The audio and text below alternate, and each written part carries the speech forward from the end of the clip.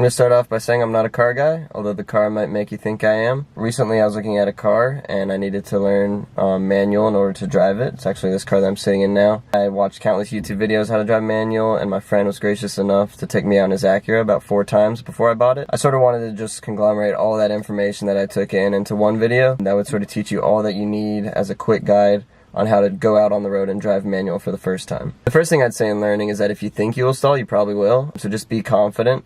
Just don't be freaked out about anything. Any quick movements will probably make the car stall if you don't know how to quickly remedy them. But other than that, let's just get started in teaching you. So in a manual car, you do have an extra pedal, and that's a clutch pedal right here. So you can push that all the way in, and you want to have your seat such that you can push it all the way in comfortably. You might have something on the left here that's just a footrest.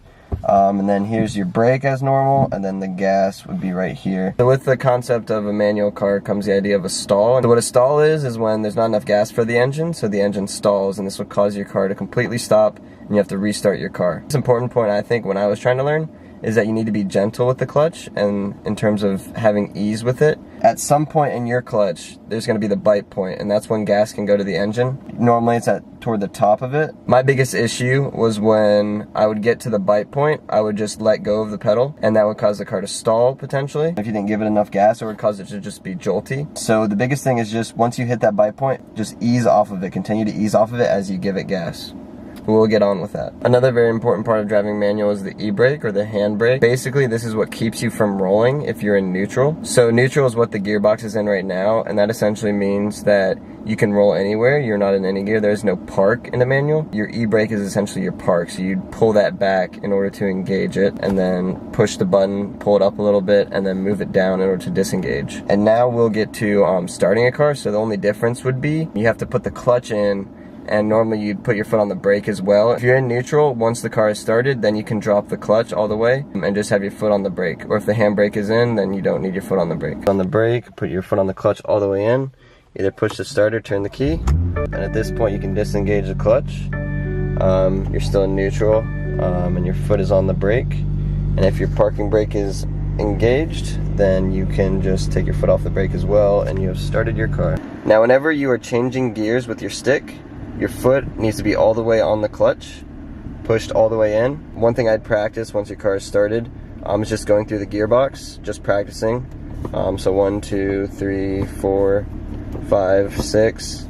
And this will obviously differ from car to car, so that's one thing I've struggled with for moving from one car to another. But you'll get the hang of it quickly enough. Reverse can be different for different cars, so for this one, you have to push it all the way to the side and up, like that. It can be to the right. It can also have something to do with pulling something up.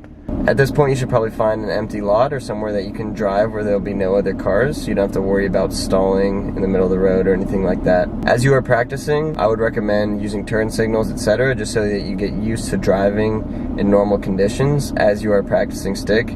Because if you just practice stick and then you go on the road, there are going to be so many new factors that it might get a little freaky. So the first thing is the hardest part, and that is going from a stop into first gear and moving. You'd put your foot on the clutch all the way in, and then you'd move the stick into first gear. You're going to slowly ease up, and you're going to keep easing up until you start to feel where the bite point is. So if I'm on this flat surface, take my foot off the brake, and I'm in first gear, I slowly ease off the clutch, and then as I'm easing off the clutch, it starts to move forward. The RPMs go up a little bit, and that is right where the bite point is. I'm not sure if this is true for all cars, but I've been taught this before. If it's not true, then your car will start to shudder and stall. So then you just put the clutch back in so it doesn't stall. When you stall, your car essentially goes into neutral.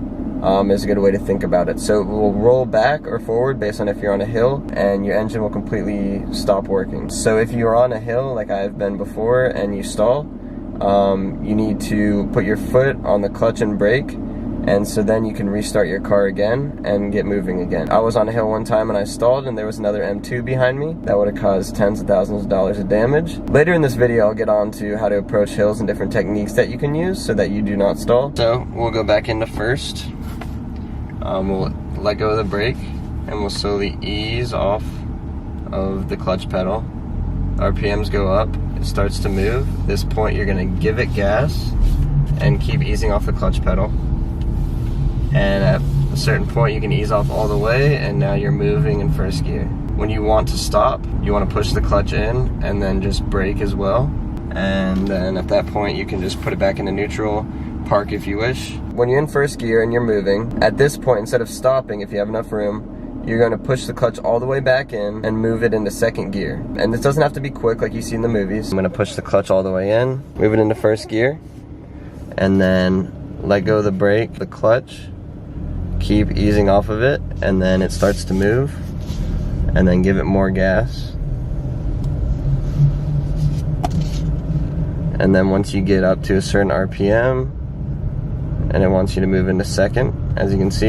So you put your foot all the way in, move it into second gear, and then ease off the clutch as you give it more gas. And as you can feel and hear that, I need to give it more gas. But similarly, you can just put your foot more on the clutch in case it needs it. And there you are, you're cruising in second gear. As you come to a stop, you're gonna put your foot all the way in the clutch, shift it into neutral, you can still be moving, and then you're gonna brake, and then use the emergency brake to park.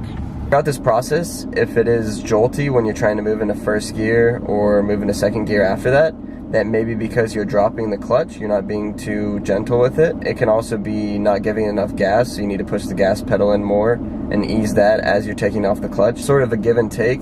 So as you ease off the clutch, you're gonna push the gas in and vice versa. If your car is shuddering at all, that's also when you're not giving enough gas to the engine. Just to quickly show, reverse is the same exact thing. So once you shift into reverse, make sure your parking brake is not engaged. So you're in reverse, all you're gonna do is take your foot off the brake, ease off the clutch, and same way, it's gonna start moving back. You can give it gas if you need to. You wanna move farther back, but just don't completely drop it if you're not giving it gas. So going to higher gears after 2, once you get that down, it's the same as going from 1 to 2. So all you do is push the clutch all the way in, shift it into that higher gear, and then ease the clutch off, and then give it gas.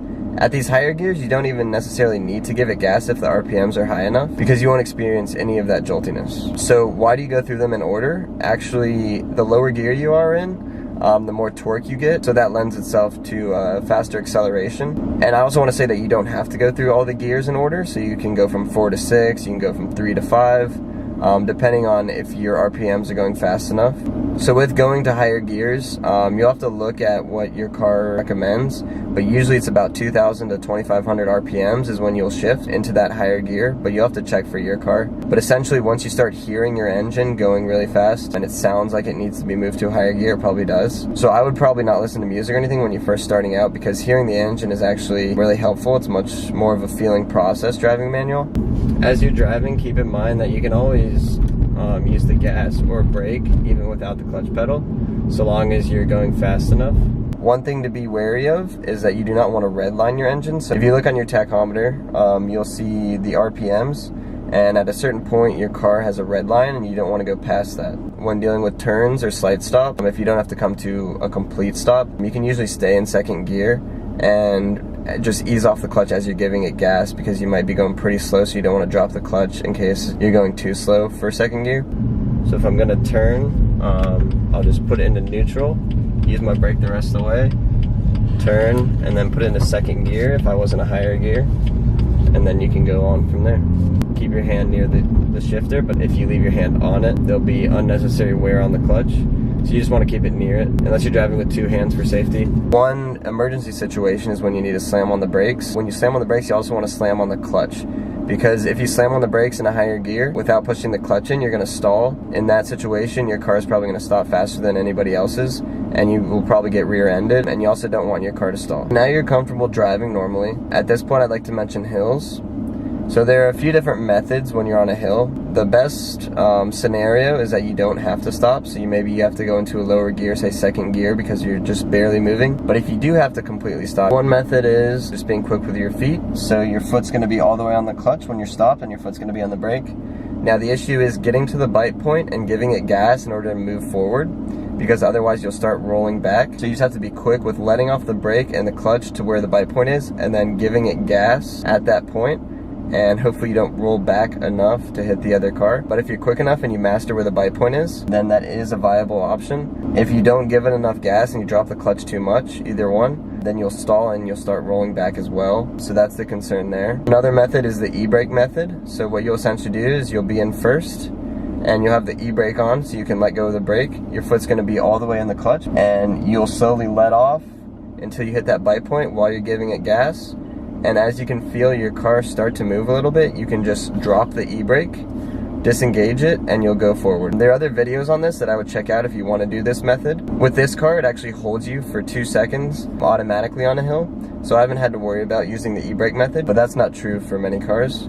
In my nightmare scenario with the M2 behind me, what I did was essentially my normal starting, but I basically gave it way more gas than it needed to have, so that if I dropped the clutch too much, it would still go forward. It might screech the wheels, but I didn't want to roll back at all because I was already close to him. And a final thing of note, this varies probably from car to car, but you might want to find where the best part of your power band is, and this is where your car sort of gives the most torque and horsepower. So mine's in second gear, so that's where I sort of get the most power, but it is fun to see at what point in your gearbox you get the most acceleration, because this can be useful if you want to quickly accelerate. Gotta stop here and put it into first as I'm waiting, and then ease into it. And this is why you drive manual right here.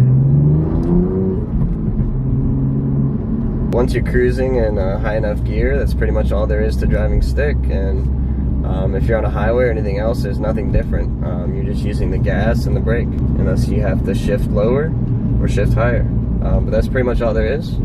So hopefully this guide was beneficial to you in you trying to learn to drive stick. Thanks for watching.